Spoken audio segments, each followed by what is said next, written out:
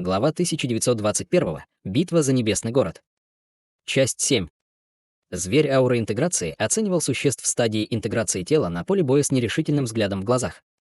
Среди всех существ на поле битвы, эти существа стадии интеграции тела были единственными, кто мог представлять для него угрозу. Он был знаком с аурами двух человеческих культиваторов на стадии интеграции тела и идентифицировал их как тех, кто запечатал его много лет назад. Что касается аур, испускаемых теми дьявольскими лордами, то они также вызывали у них крайнее отвращение. Если бы он был на пике своих сил, то немедленно решил бы поглотить всех этих существ на стадии интеграции тела. Тем не менее, у него все еще были старые раны, и он находился в ловушке много лет, поэтому он был далеко не на пике своих сил и не осмеливался просто так безрассудно ринуться в бой. Пока он колебался, что делать дальше, багровый талисман на его голове снова загорелся, и только что испытав агонию, которую фея Линь Луань могла причинить ему по своему желанию, зверь ауры интеграции не осмелился колебаться дольше. Он сразу же открыл свою пасть и выпустил порыв желтого ветра, который устремился к дьявольской армии внизу. Все дьявольские существа, унесенные желтым ветром, были разорваны в клочья, не в силах оказать никакого сопротивления, и в мгновение ока было убито более 1000 дьявольских зверей и более 100 дьявольских кавалеров. Ты заплатишь своей жизнью за то, что решил противостоять нам, зверь ауры интеграции.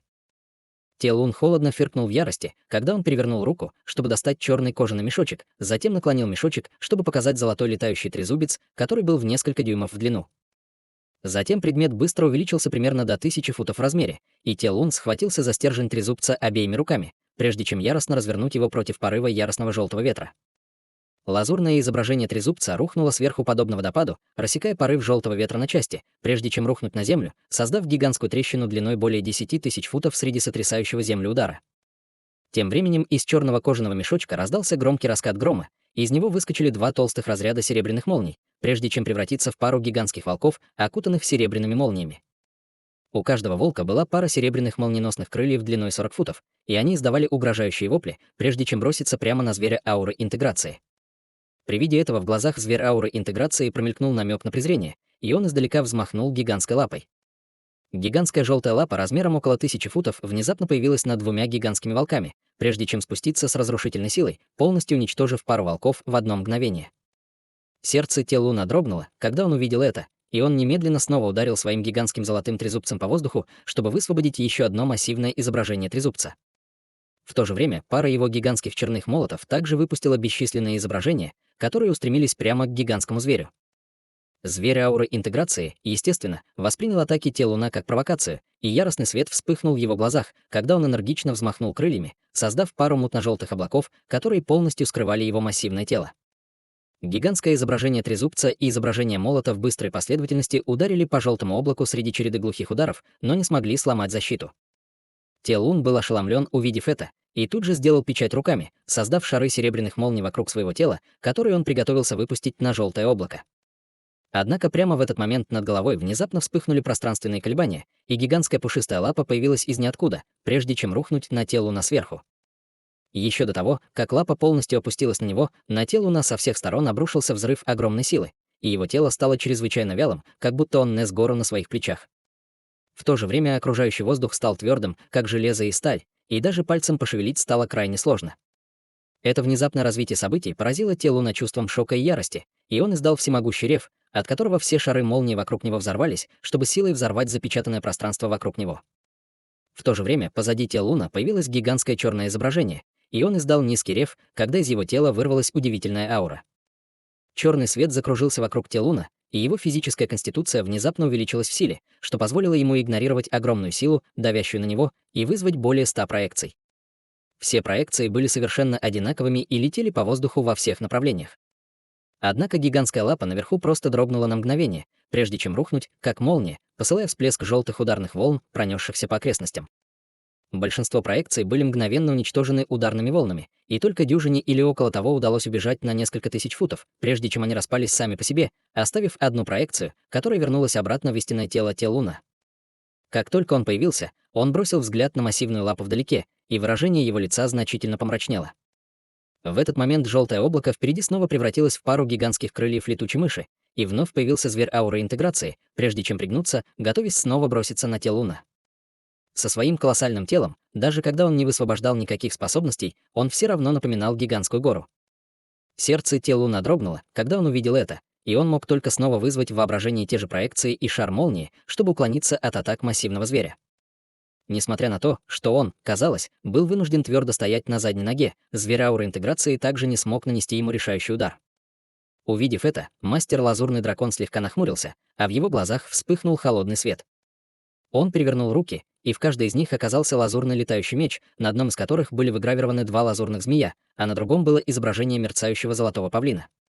Он взмахнул запястьями, и два летающих меча немедленно поднялись в воздух одновременно. Один из них превратился в пару проекций лазурного змея, а другой принял форму золотого феникса во вспышке золотого света. Затем три проекции устремились прямо к телу Луна ослепительными полосами света по велению мастера Лазурного Дракона. Было совершенно ясно, что он планировал убить тело Луна с помощью зверя ауры интеграции. Если он сможет убить этого дьявольского лорда на поздней стадии интеграции тела, тогда будет хороший шанс, что они смогут обеспечить победу даже с двумя появившимися таинственными дьявольскими лордами. Телун, естественно, был крайне разгневан, увидев это, но перед лицом угрозы, исходящей от зверя ауры интеграции, у него не было лишних возможностей атаковать мастера Лазурного Дракона, и ситуация быстро становилась для него довольно опасной. Как только Телуна оттеснили, а мастер Лазурный Дракон смотрел на это с восторгом в глазах, из Дьявольского моря внезапно вырвались тысячи всплесков удивительной зловещей ци. Черное, как чернила, Дьявольское море тоже мгновенно стало красным, как кровь. Раздался свирепый вой, когда дьявольское войско, окутанное алым светом, неторопливо вылетело из Дьявольского моря. Каждое из дьявольских существ имело малиновые узоры по всему телу и испускало ужасающие смертоносные ауры. Все они были совершенно невыразительны и обладали нечеткими призрачными телами, как будто это были злые духи, только что вышедшие из глубин ада. Телун был в восторге при виде этой призрачной дьявольской армии и тут же скомандовал: «Ха-ха, давай-ка посмотрим, сможет ли этот твой зверь продолжать в том же духе. Стражи адской формы крови, заманите зверя ауры интеграции и этого человека в адскую ловушку формации крови и положите конец их жизням. Боевые дьяволы, атакуйте город». Дьявольская армия, известная как стражи адской формы крови, сразу же устремилась вперед, как массивное багровое облако, получив этот приказ. Всего через несколько вспышек они подхватили зверя ауры интеграции, мастера Лазурного Дракона и даже самого Телуна, и в облаке мгновенно раздался звук яростных столкновений. Между тем, из дьявольской армии, которая изо всех сил атаковала городскую стену, также вырвалась череда резких криков, и из армии внезапно вышло более 1000 невзрачных низкосортных дьявольских тварей. Всего через несколько вспышек они достигли серебряного светового барьера за городской стеной, а затем превратились в боевых дьяволов Цзилунь. С самого начала битвы они изображали из себя низкоуровневых дьявольских зверей, используя технику маскировки. Теперь, когда они, наконец, приблизились к городской стене, Телун выпустил их на город. У каждого из этих боевых дьяволов было по 3 головы и по 6 рук, и 2 из их чудовищных голов вызывали всевозможные атаки, такие как огненные шары и клинки ветра. Все виды тяжелого оружия также появлялись в их руках, прежде чем их швырнуло к световому барьеру в проливном ливне свирепых атак. Серебряный световой барьер действительно был очень мощным, но он уже становился довольно неустойчивым после стольких атак со стороны дьявольской армии, и теперь, когда к атаке присоединились боевые дьяволы Цзилунь, барьер начал разрушаться в нескольких частях. Боевые дьяволы ворвались на городскую стену и начали резню своих врагов-людей. Человеческие воины и культиваторы низкого уровня не могли сравниться с этими могущественными дьявольскими существами, и раздались леденящие кровь крики, когда все они в панике отступили. Некоторые из высококлассных культиваторов наверху попытались вмешаться, но были мгновенно окружены несколькими боевыми дьяволами Цзилун на человека и быстро убиты на месте. В результате городская стена погрузилась в состояние полного хаоса, а боевой дух резко упал, поскольку человеческая армия смотрела на все это с ужасом.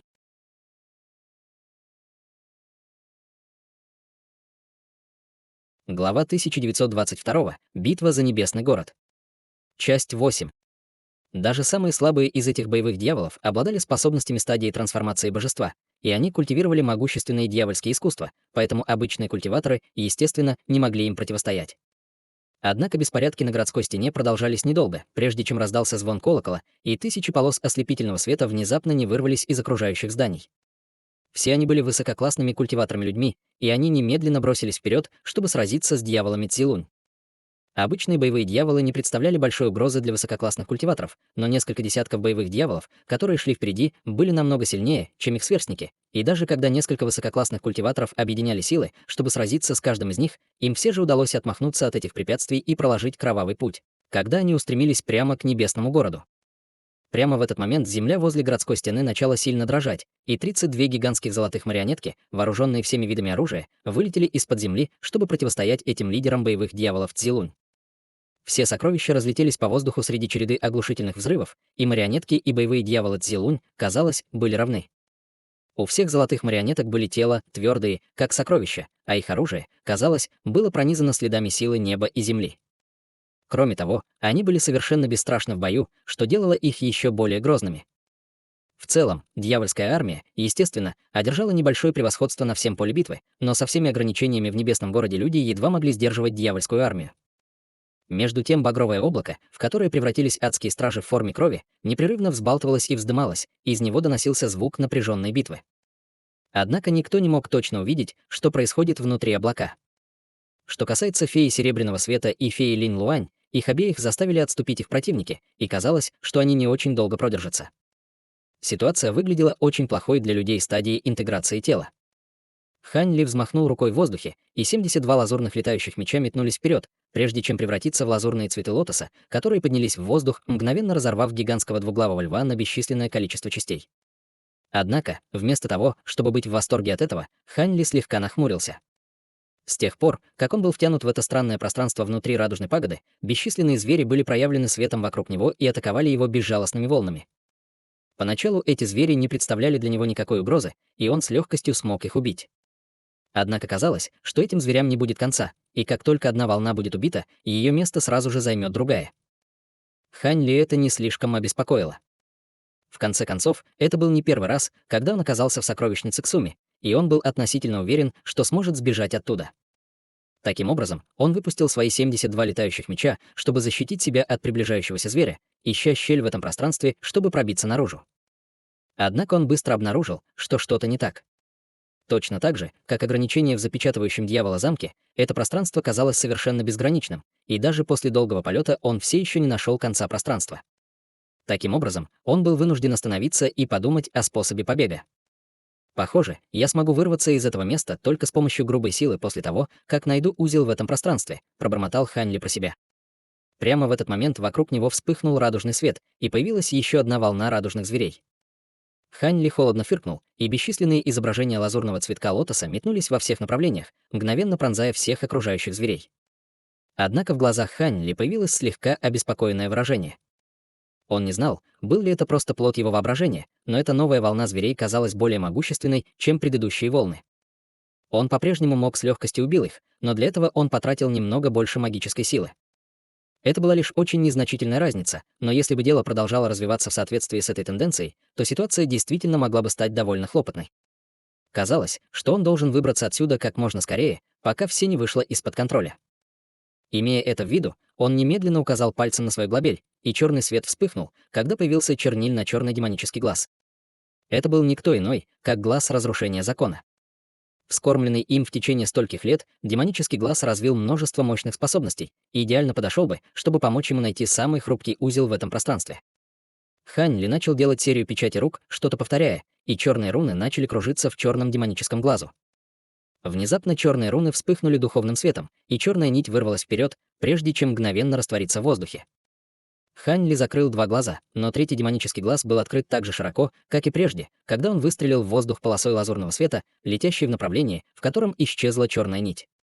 Свет впереди сформировал новую волну зверей, чтобы остановить его, и хотя глаза Хань Ли были закрыты, он все еще ясно понимал ситуацию, разворачивающуюся перед ним. Все лазурные летающие мечи вокруг него сошлись, чтобы сформировать один гигантский меч по его приказу, а затем со злобной мощью рассекли воздух. Полоса лазурного света длиной более 1000 футов устремилась вперед, уничтожая всех зверей на своем пути и расчищая путь для Хань Ли. Магическая сила в теле Хань Ли в бешенстве вырвалась наружу и пронеслась через толпу зверей полосой лазурного света, а затем исчезла вдали после нескольких вспышек. 4 часа спустя Хань Ли вновь открыл глаза, оказавшись перед гигантской семиэтажной радужной пагодой. Выражение его лица было наполнено неверием и замешательством, когда он осматривал строение. Это была гигантская пагода, которая, казалось, была построена из обычного серого камня, а на вершине башни был массивный хрустальный шар, похожий на глазное яблоко. На первом уровне пагоды были плотно закрытые каменные ворота высотой около 100 футов, а примерно в 500 метрах от Хань Ли были бесчисленные изображения серебряной линейки, уничтожающие бесконечную волну радужных зверей. Значит, пространственный узел в этом месте был намеренно спрятан. Это довольно умная стратегия. «Похоже, у меня нет другого выбора, кроме как отправиться в эту пагоду», пробормотал Хань Ли, прежде чем махнуть рукой в воздухе, и все проекции линейки вдалеке мгновенно исчезли. В следующее мгновение в его руке вспыхнул серебряный свет, и в его руке появилась короткая серебряная линейка. Он бросил взгляд на гигантский хрустальный шар наверху, а затем резко ударил серебряной линейкой по гигантской пагоде. Пространственные флуктуации вырвались вперед, и над пагодой появилось изображение линейки длиной более 100 футов, прежде чем рухнуть с разрушительной силой. Когда проекция линейки собиралась ударить по хрустальному шару, на поверхности пагоды внезапно появился слой радужных рун, и проекция линейки мгновенно исчезла при контакте с этим слоем рун. Выражение лица Хань Ли немного изменилось, когда он увидел это. Он не заставлял проекцию линейки исчезнуть намеренно, ее забрало ограничение на пагоде. Ясно, эта пагода является проявлением сокровищ пагоды снаружи, поэтому у меня не будет никакого способа разрушить ее, смиренно пробормотал Хань Ли. Затем его тело снова вспыхнуло лазурным светом, когда он медленно поплыл к подножию каменной пагоды. Еще не дойдя до пагоды, Хань Ли протянул руку к каменным воротам издалека, и огромная лазурная рука всплыла на поверхность, прежде чем врезаться прямо в ворота.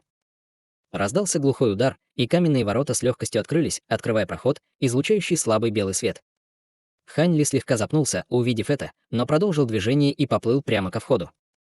За каменными воротами была дорожка, вымощенная голубым камнем, ведущая к другим каменным воротам недалеко впереди.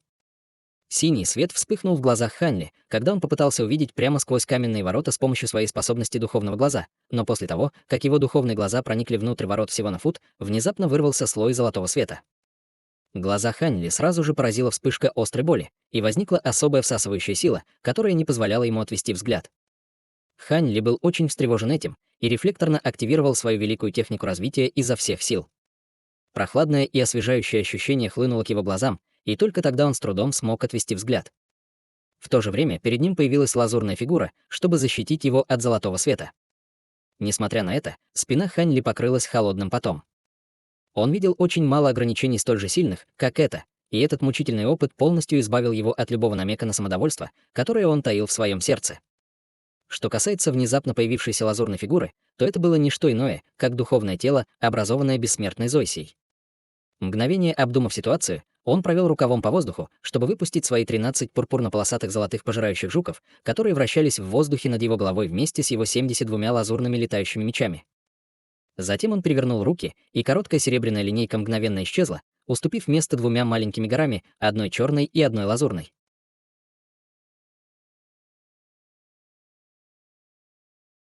Глава 1923. Битва за небесный город. Часть 9. В следующее мгновение тело Хань Ли вспыхнуло золотым светом, и он издал низкий крик, когда его тело резко увеличилось в размерах. Пряди золотого меха также начали появляться из-под его кожи, и в мгновение ока он превратился в гигантскую золотую обезьяну. Гигантская обезьяна резко взмахнула обеими руками в воздухе, и две крайние горы в ее хватке рванулись вперед, прежде чем тяжело врезаться в каменные ворота среди двух сотрясающих землю ударов.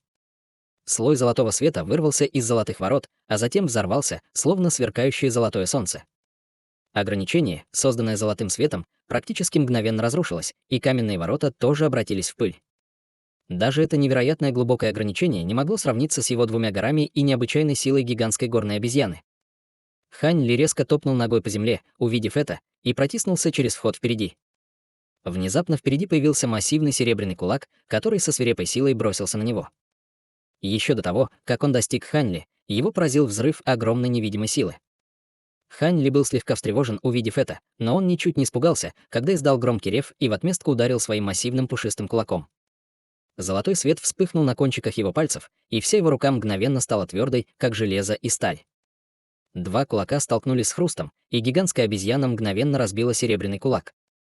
Прямо в этот момент над Хань Ли пронесся порыв яростного ветра, и сверху к нему двинулся набор серебряных когтей. Хань Ли немедленно поднял другую золотую ладонь в ответ, и серебряные когти также были мгновенно уничтожены. Сделав все это, Хань Ли все еще не собирался останавливаться. Голубой свет вспыхнул в его глазах, и он внезапно открыл рот, чтобы выпустить столб лазурного света, который мгновенно ударил в участок пустого воздуха на расстоянии более 100 футов. Раздался громкий хлопок, и серебряная фигура, спотыкаясь, возникла из воздуха, оказавшись серебряной марионеткой, у которой не было обеих рук. Кукла была около 20 футов в высоту с таинственными черными рунами, выгравированными по всему ее телу, и Хань Ли сделал хватательное движение к ней, после чего 10 полос лазурного меча Ци мгновенно пронеслись по воздуху.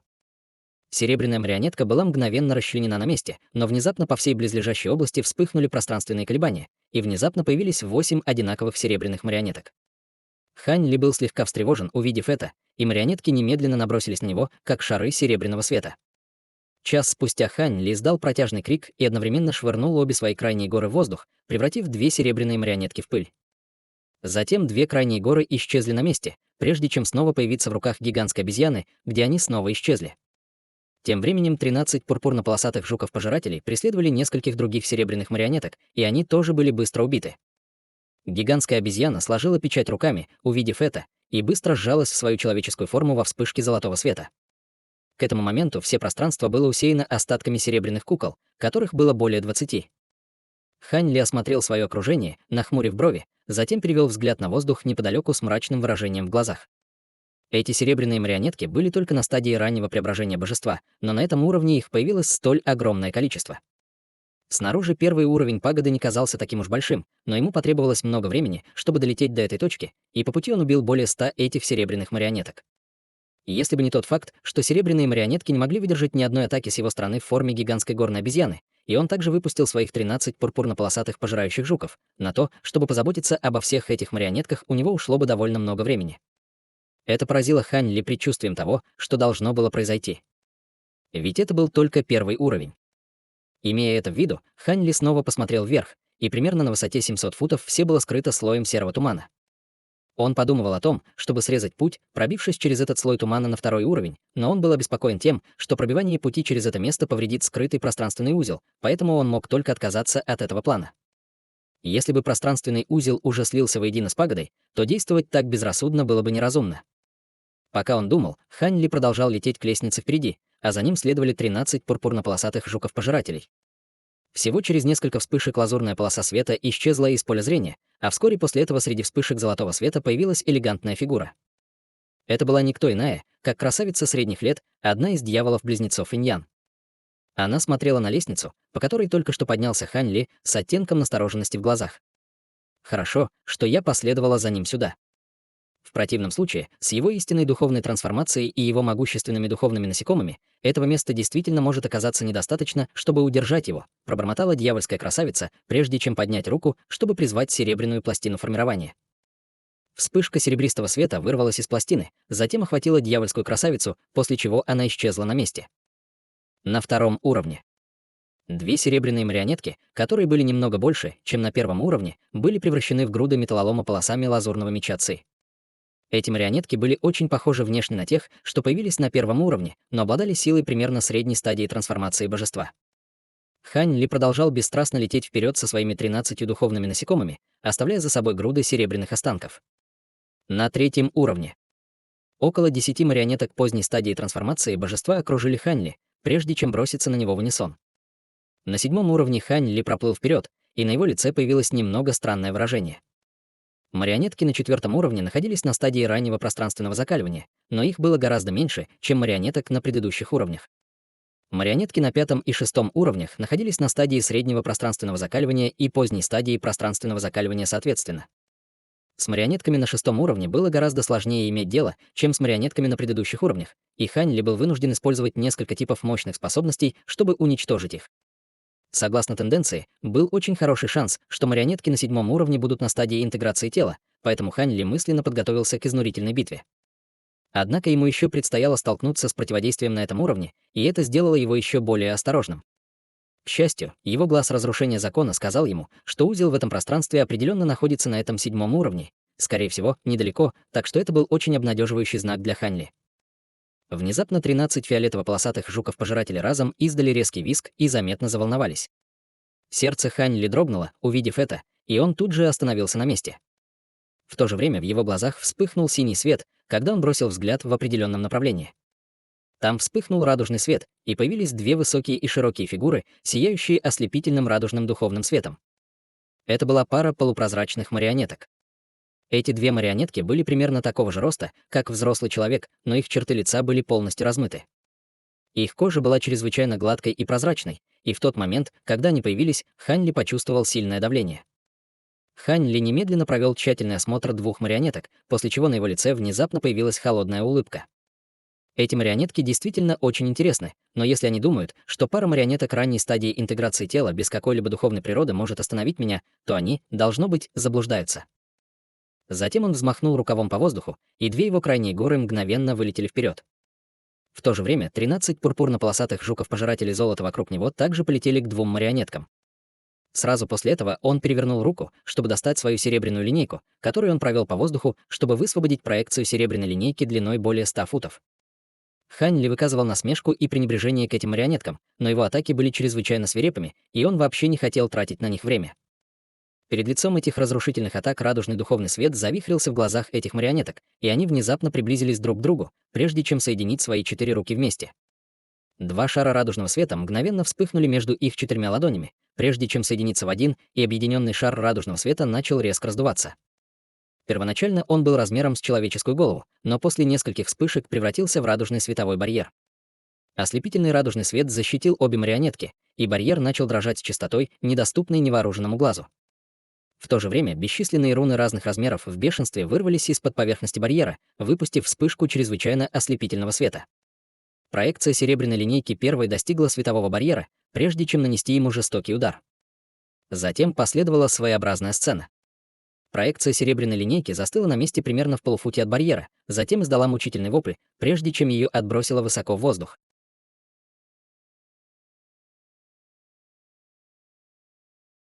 Глава 1924. Битва за небесный город. Часть 10.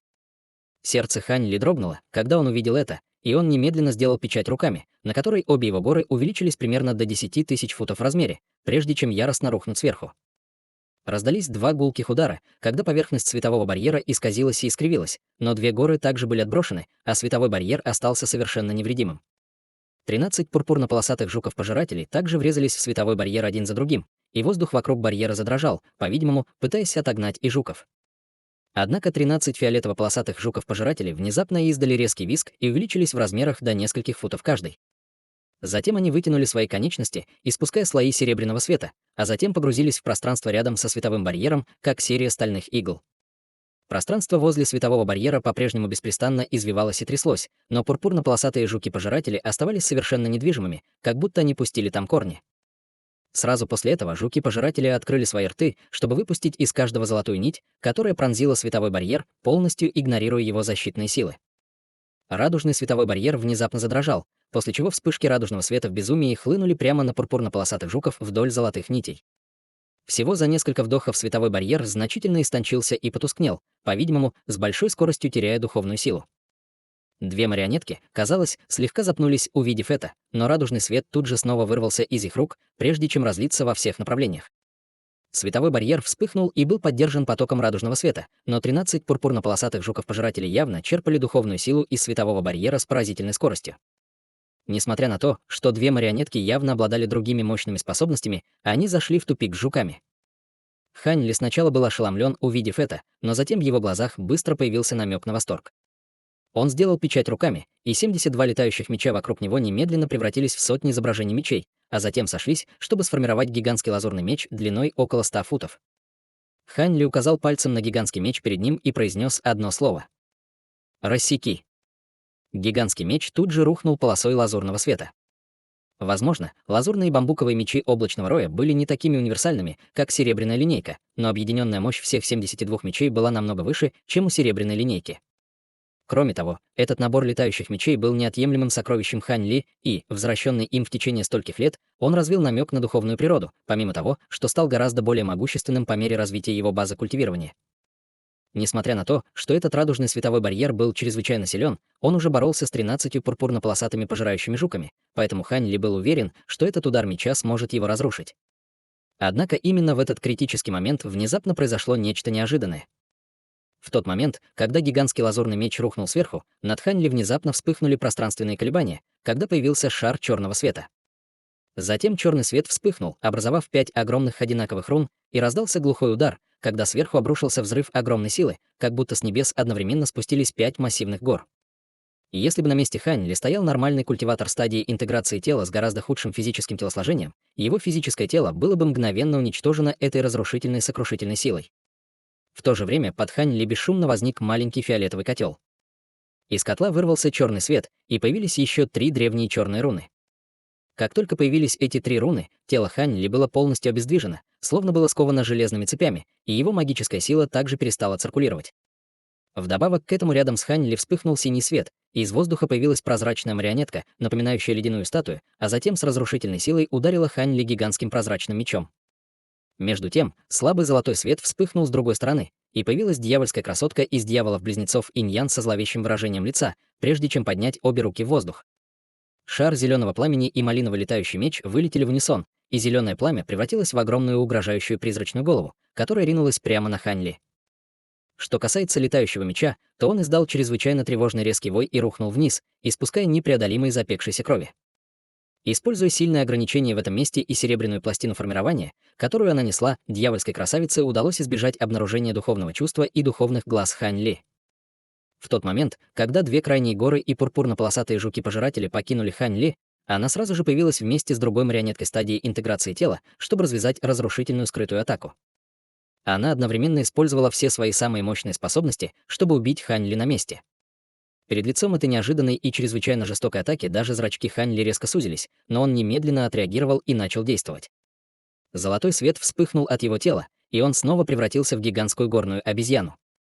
Благодаря невероятной силе, которой наделяла его эта форма, он смог избежать ограничений, наложенных на него рунами как над ним, так и под ним, и его магическая сила снова стала свободно циркулировать. Издав громкий рев, черная ци закружилась вокруг верхней части тела Хань Ли, и появился его костюм небесных дьявольских доспехов, прежде чем выпустить бесчисленные черные руны в безумии, чтобы сформировать защитный барьер. В то же время позади него вспыхнул золотой свет, и появилось золотое тело с 3 головами и 6 руками. Золотое тело взмахнуло всеми 6 руками в воздухе, и сразу же появилось 6 гигантских золотых клинков, чтобы противостоять приближающемуся гигантскому прозрачному мечу. Пока все это происходило, из тела Хань Ли вылетела зеленая фигура, прежде чем превратиться в другого зеленокожего Хань Ли. Зеленокожий Хань Ли сжал кулаки и выпустил бесчисленные изображения зеленых кулаков, которые устремились прямо к призрачной голове и малиновому мечу Ци. Что касается самого Хань Ли, он открыл свой рот, чтобы выпустить шар серебряного пламени. В следующее мгновение вокруг Хань Ли взорвались огни всех цветов, создав чрезвычайно ослепительное зрелище. Мощные ударные волны хлынули во все стороны, словно ураганный ветер, угрожая поглотить все вокруг. Внезапно раздался мучительный крик, и человекоподобная фигура, спотыкаясь, возникла из ниоткуда. Все ее тело было в крови, а одна рука полностью отсутствовала. Это была та самая дьявольская красотка, но зловещее выражение ее лица теперь сменилось неверием. Раздался холодный рык, и гигантская золотая обезьяна появилась рядом с зеленокожим Хань Ли вдалеке во вспышке духовного света. Гигантская обезьяна держала в одной руке шар зеленого пламени, а в другой — фиолетовый сегмент клинка. В зеленом пламени зеленый череп изо всех сил боролся, выбрасывая черную ци изо рта, пытаясь убежать от золотой обезьяны, но гигантская горная обезьяна была слишком сильна и не позволила зеленому черепу выскользнуть из ее хватки. Между тем, фиолетовый сегмент клинка излучал пятицветный свет, и от него исходил намек на силу законов неба и земли. Что касается зеленокожего Хань Ли, то плоть на одной из его рук была полностью содрана, чтобы обнажить кость под ней, в то время как другая рука была полностью обуглена, как будто она только что была сожжена каким-то дьявольским пламенем. Недалеко от них двоих мерцающая золотая фигура вступила в ожесточенную битву с прозрачной марионеткой. Это бездонное небесное сокровище и золотое тело. Воскликнула дьявольская красавица пронзительным голосом, как будто чья-то рука сомкнула ей горло. Затем она немедленно перевернула оставшуюся руку, чтобы достать серебряную пластину формирования, а затем поспешно взмахнула ею в воздухе с выражением ужаса на лице. Вокруг нее появился слабый золотой свет, и ее тело тут же стало расплывчатым и нечетким, выглядя так, как будто она собиралась исчезнуть в одно мгновение. Увидев это, Хань Ли немедленно снова вызвал свой глаз разрушения закона, а затем выпустил столб черного света. Столб света исчез в пространстве почти одновременно с дьявольской красавицей, и в нескольких сотнях футов раздался глухой удар, после чего дьявольская красавица в панике споткнулась. Прежде чем она успела прийти в себя, золотая обезьяна приветствовала ее холодным хрипом, и вспышка острой мучительной боли немедленно пронзила ее духовное чувство, заставив ее рухнуть с неба. Почти в тот же момент гигантская обезьяна прыгнула вперед и превратилась в гигантскую птицу среди вспышки серебряной молнии. Затем на спине птицы появилась вторая пара полупрозрачных лазурных крыльев, и она одновременно взмахнула всеми 4 крыльями, после чего внезапно исчезла на месте. Затем позади дьявольской красавицы раздался грохочущий удар грома, и внезапно появился гигантский серебряный коготь, прежде чем без предупреждения пронзить ее тело. Затем коготь выпустил взрыв серебряного пламени, и огонь быстро охватил все ее тело, превратив ее в пепел, а также испепелив ее зарождающуюся душу в небытие. После этого гигантская птица быстро уменьшилась и вернулась к своей человеческой форме. Затем Хань Ли повернулся к золотому телу, которое все еще сражалось с прозрачной марионеткой, и щелкнул пальцами вдаль. Серия ударов меча Ци вырвалась вперед, и все они устремились именно туда, куда отступала марионетка. Марионетка явно гораздо больше подходила для убийств и скрытых атак, чем для прямых сражений, и ее быстро заставили отступить. Наконец, она была разбита и разорвана на бесчисленные куски гигантскими золотыми клинками, которыми владело золотое тело. Тем временем две радужные марионетки вдалеке тоже оказались в очень опасном положении. Гигантский лазурный меч, который Хань Ли направил к световому барьеру, ничего не смог сделать, поскольку только что он был отвлечен этой скрытой атакой, но с 13 пурпурно-полосатыми пожирающими жуками, пожирающими духовную силу до глубины души, барьер все же рухнул в конце.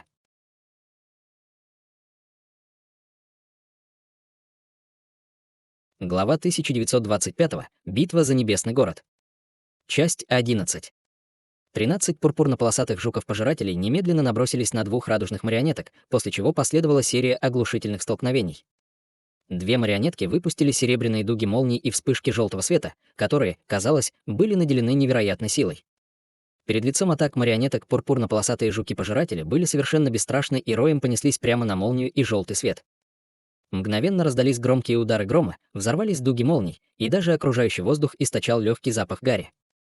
Что же касается желтого света, то внутри него вращались бесчисленные руны, и он мгновенно охватил пурпурно-полосатых пожирающих жуков, прежде чем стать значительно ярче. Однако все эти 13 пурпурно-полосатых жуков-пожирателей были кандидатами в жуки-монархи, которые произошли от десятков тысяч жуков-пожирателей, поэтому они были гораздо более могущественными, чем мог себе представить среднестатистический человек.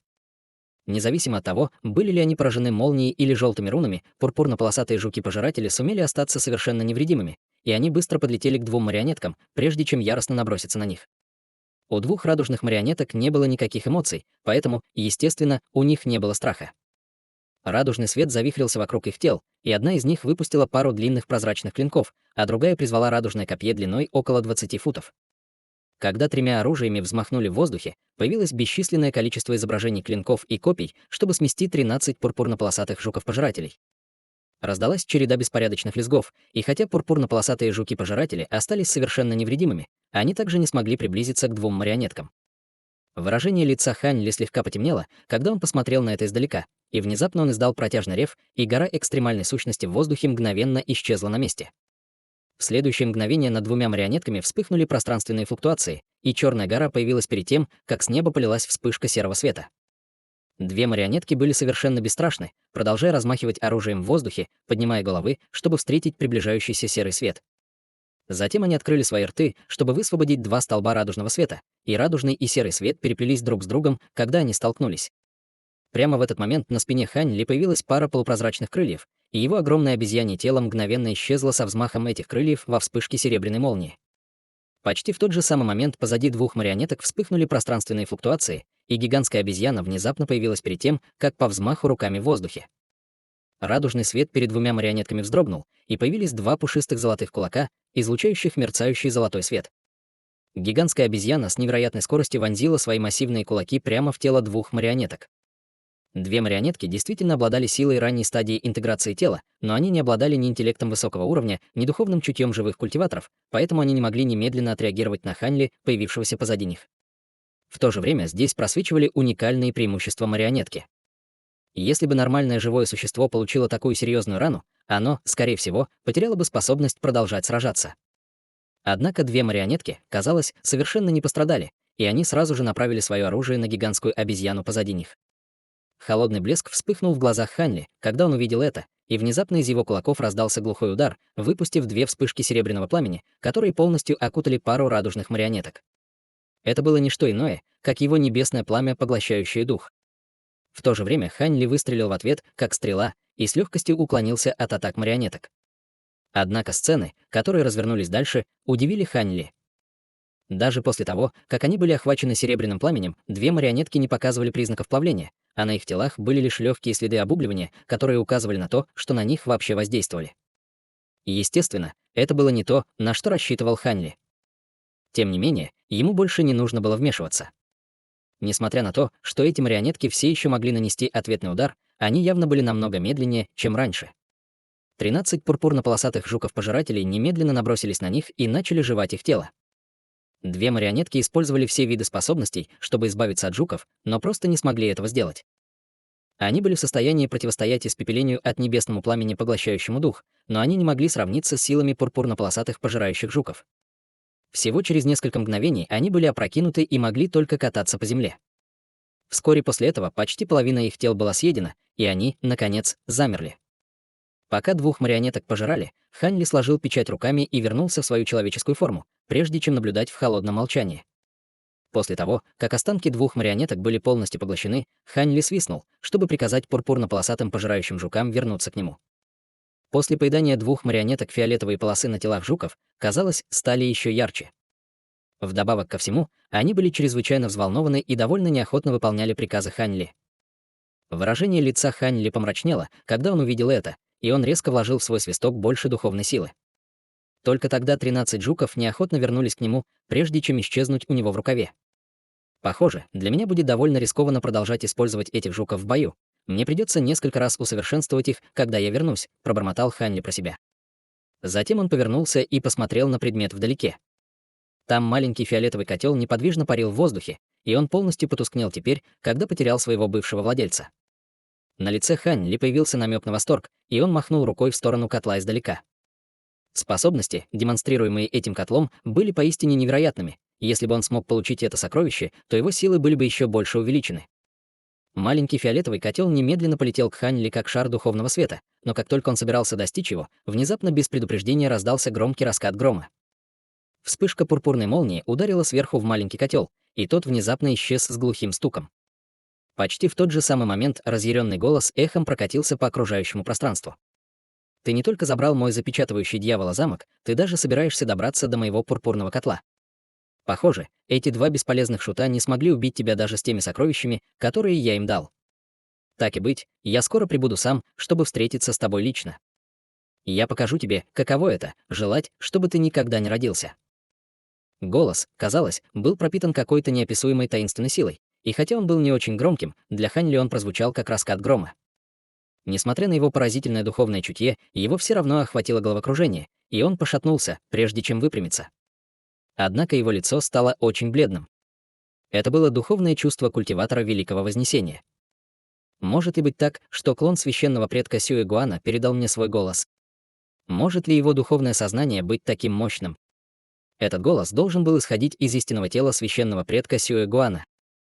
Что он имеет в виду, когда говорит, что придет, чтобы увидеть меня лично? Может быть, он способен спуститься сюда? В противном случае он должен знать, что его простой клон тоже ничего не сможет мне сделать.